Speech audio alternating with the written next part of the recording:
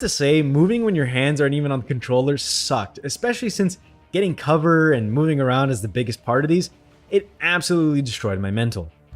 After definitely not getting killed right at the end of the mission, we were able to complete the first dual mission by the hair on our teeth, or whatever the saying is. The very last mission isn't the worst, and can honestly be done a lot faster if I wasn't an idiot running around and talking to grills the whole time, but hey, what can I say? It was fun. The beginning is definitely the part you want to focus on and make sure you get through, since you don't want to keep repeating it each time.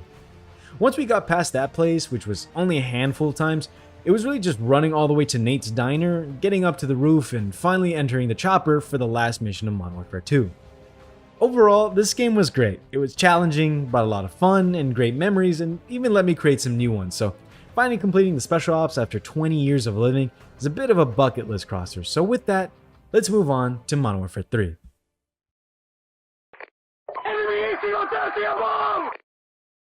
Originally, I never knew Modern Warfare 3 had special op missions. For me, it was mainly the survival part of this game that always drew me and my cousins to this game, so to my surprise, I actually had more to do.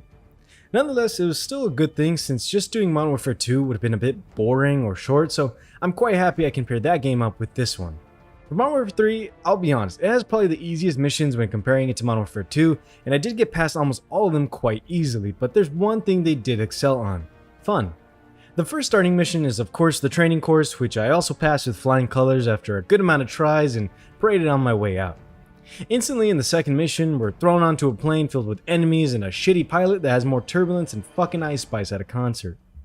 Either way, there wasn't anything too bad about it, and getting through it was a tad challenging, especially towards the end, which involves another breach and clear area, but after 2 or 3 tries, I was able to get it done and secure what I'm sure is a very important figure. The third one, Overreactor, is quite short compared to most and could be hard, but honestly, I think that if you freak out over the timer more than anything, it could end up messing you over. I really just took it slow and steady and found using the night vision goggles worked like a charm inside, so I'd recommend using that and just being swift in parts that can easily let you run past.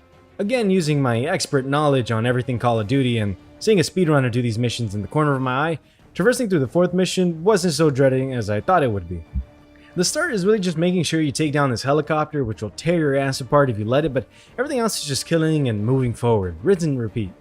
The part that might destroy you the most is the last area, as you're waiting for your extract to get there with the hostages. Lucky enough, you can leave them the fuck alone and just hide yourself, but I hid behind this crate which I lucked out on since I had a shit ton of close calls here, so just watch out in front of you and behind you. But for me, I got through and was able to leave behind the hostages and complete the mission.